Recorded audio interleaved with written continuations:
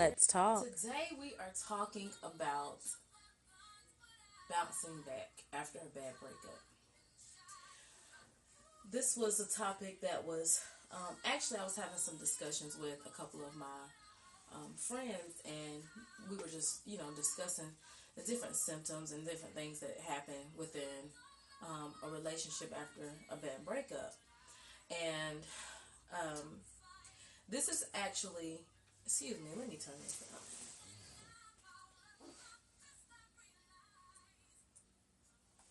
I really love Beyonce, but because I love her so much, I'm distracted because I haven't listened to this album in forever. Okay, um, so I'm gonna get right into it.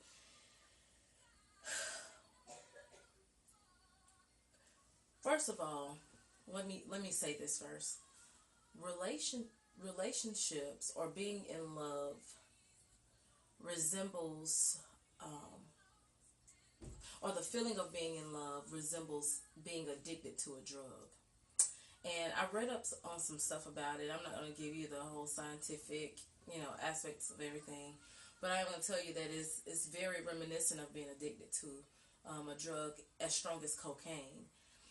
Um, Certain places in the brain is triggered when you fall in love with someone, and you build a craving for that specific person and the feeling that they bring to you. Because in every relationship that you're in, even whether it's a friendship or all the different types of relationships that they, that there are, even from work and your relationship with your boss, every relationship has different, brings about a different feeling or emotion to you. And one of the feelings is the comparison is to cocaine. And cocaine is a strong drug. you know I'm not being funny and facetious, God rest her soul, but even Whitney Houston said crack is wet. She said I am on cocaine.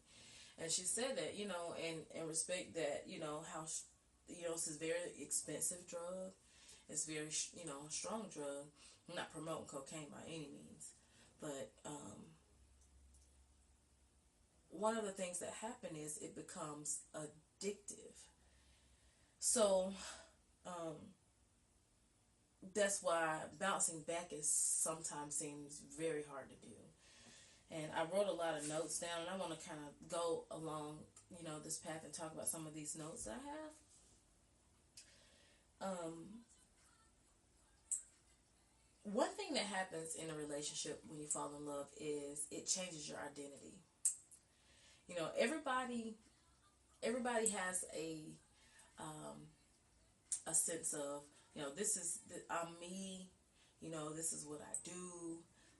This, that, and the other. I know who I am.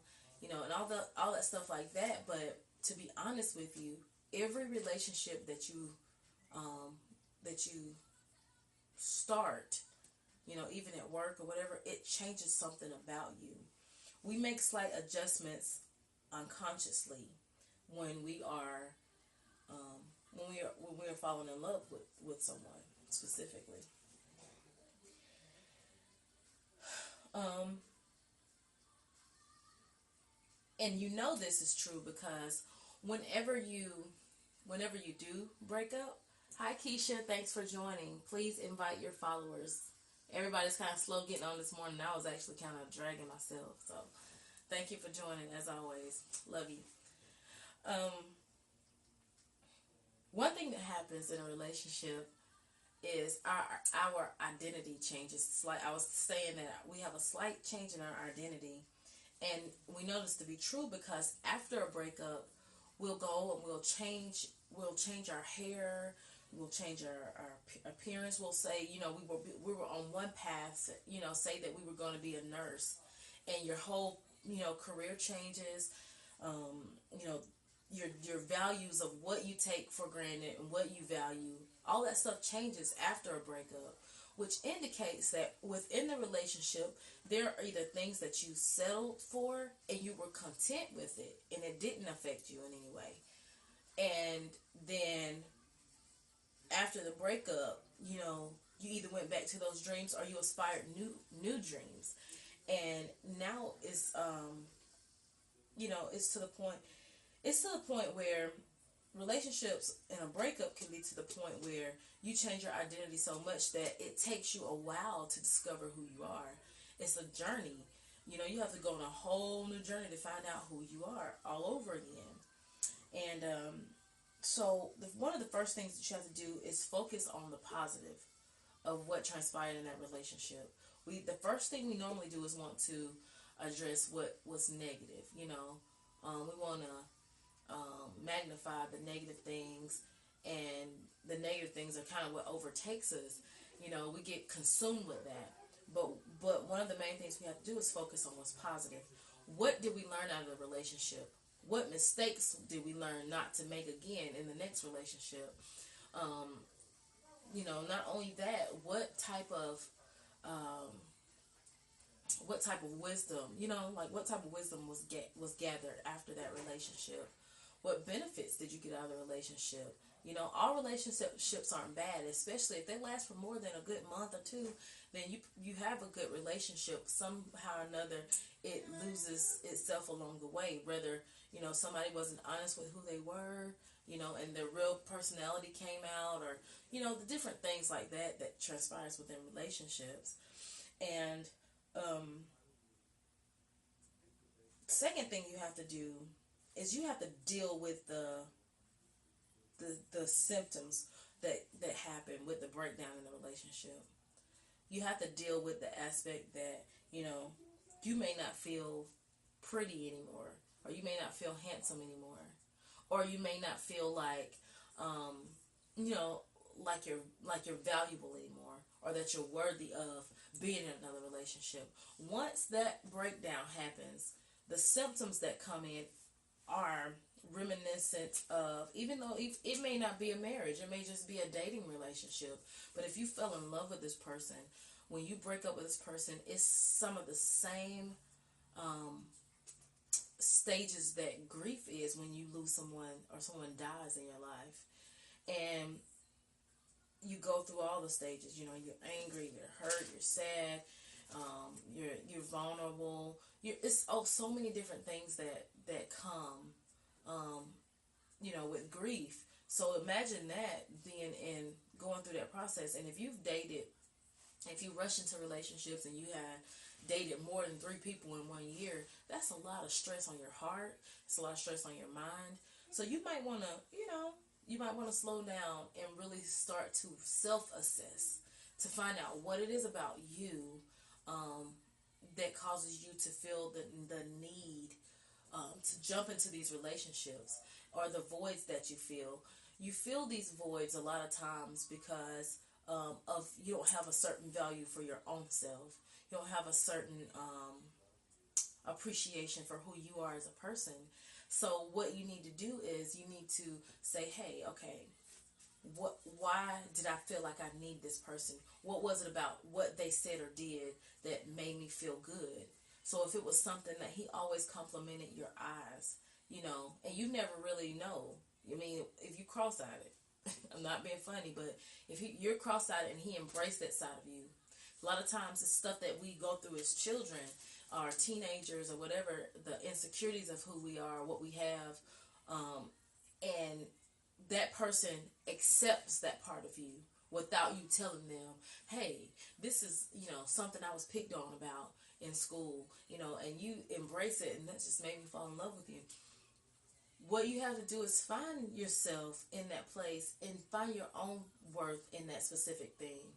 Because if a person esteems you to a place where they decide what you're worth, then if they leave you, you're devalued at that point.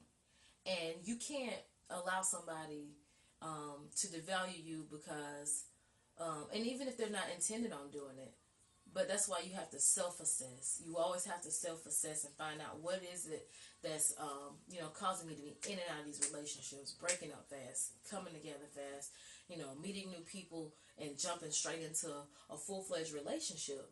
You have to, assess that stuff.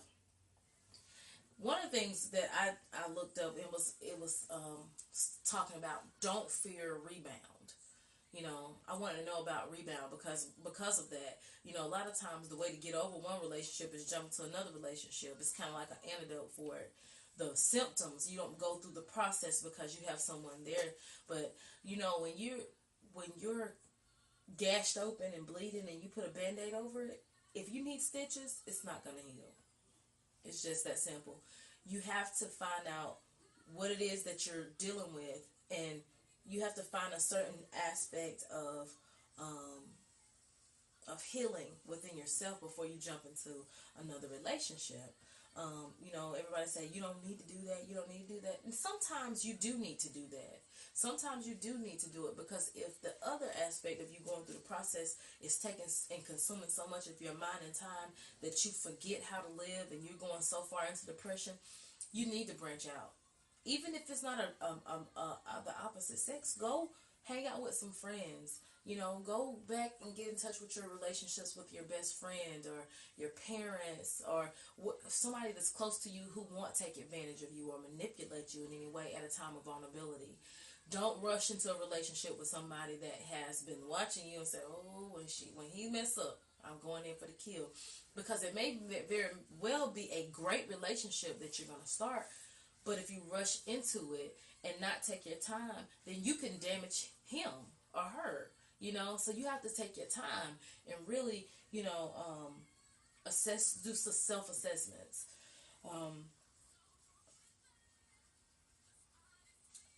So I say search for new relationships, but not necessarily the same type of relationship that you came out of. Just something that can suffice. If you can't handle it and go through the process, something that will suffice that, the pain, the pressure, the aspects of the different levels of grief and everything like that you experience in a breakup.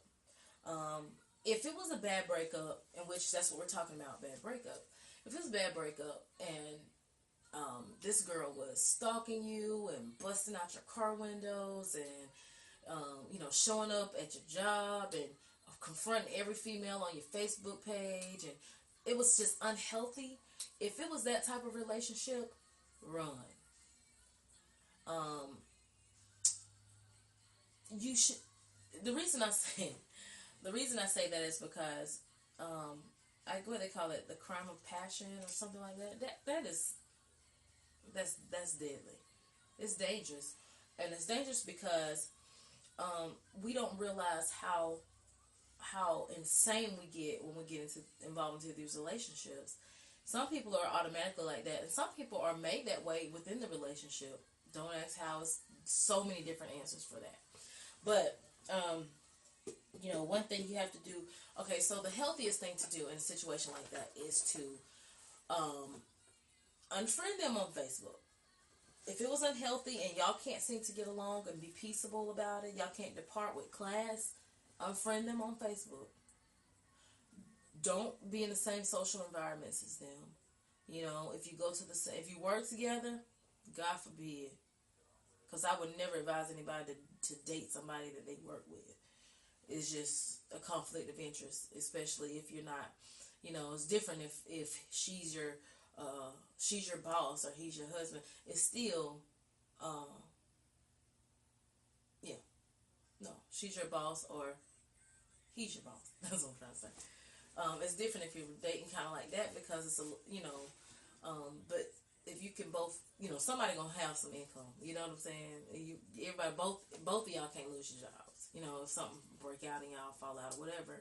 So you need to make sure that you're careful about the connections and relationships that you don't want to date somebody in the same workplace. I wouldn't advise that. Church, if you date somebody in the same church as you, okay, and this is where you're gonna have to make some decisions, because you can't the organization that you're committed to, whether it's church or work or whatever, you can't neglect that place because of your emotional breakdown over here in this relationship with somebody. You need to find a way for it not to affect your, and I'm going to use church for example. If you're in church, right, you're in church with the person that you're dating, y'all break up.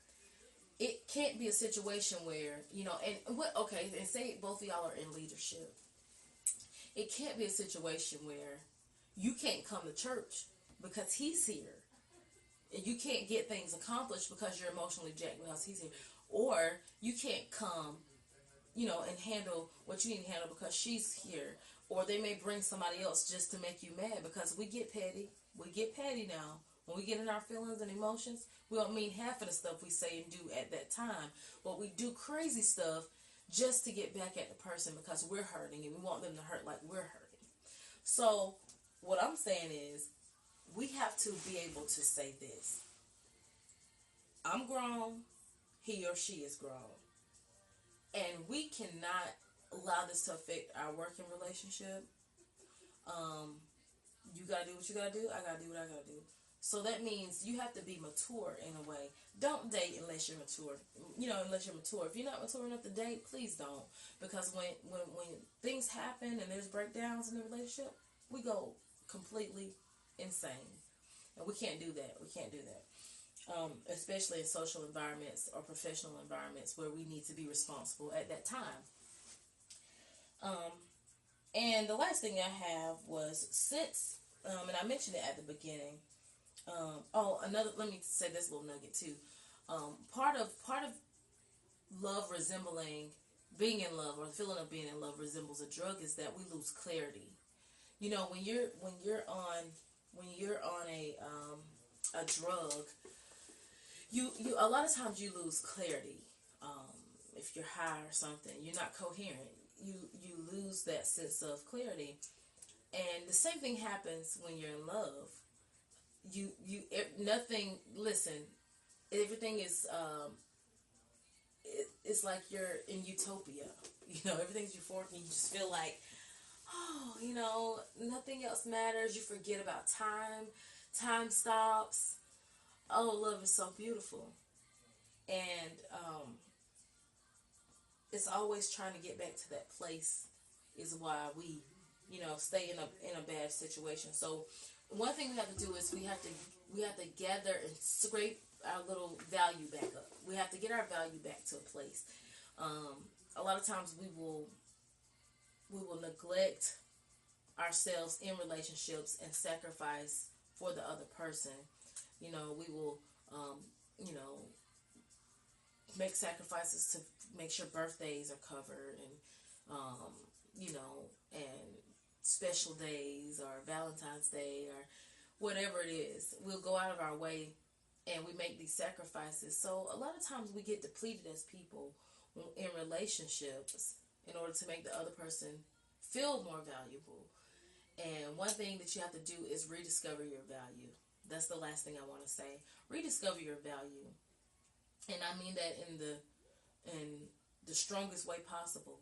Whatever you have to do to remind yourself of who you are. If you never knew who you were, and this person made you realize that you were this great individual, don't stop being great because they, appreciate them for what they added to your life. But don't walk away from who you have become if it's made you better just because you broke up with this person. Have enough sense to maintain who you are, and your value, the value of who you are. So if it's keeping your hair up, keeping your hair cut and groomed, and I'm not saying emotionally shop, but make sure that you're well kept. Don't let yourself go down. Find positive things to plug into. If it's some community outreach stuff going on, get involved in something that makes you feel like I'm being productive, because you lose all zeal a lot of times when you break up, and it's somebody that you was in love with. It knocks the total wind out of you.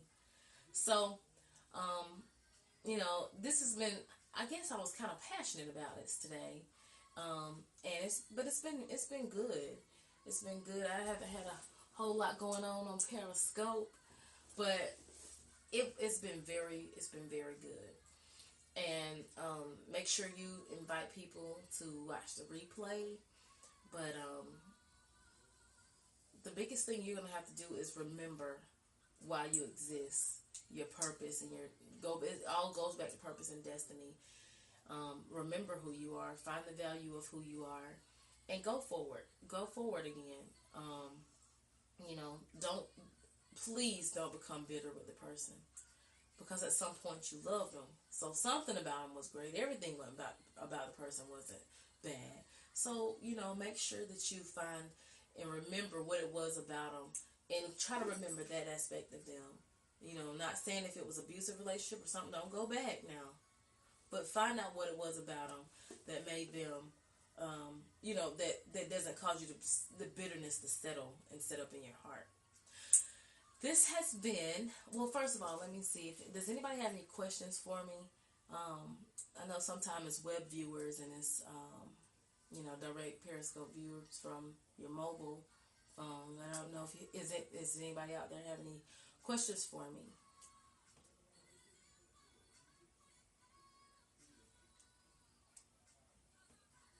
All right.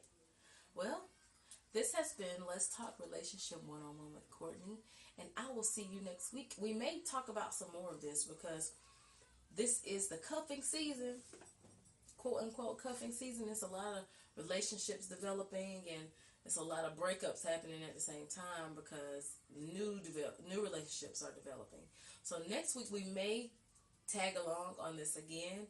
If not, then we'll definitely have something juicy to talk about, because I had a lot of people inbox me, but because of a discussion I had with a couple friends of mine recently, I decided to talk about going through a bad breakup. And let me say this with a bad breakup: if you had a bad breakup and the person was worth keeping, find your way back to love.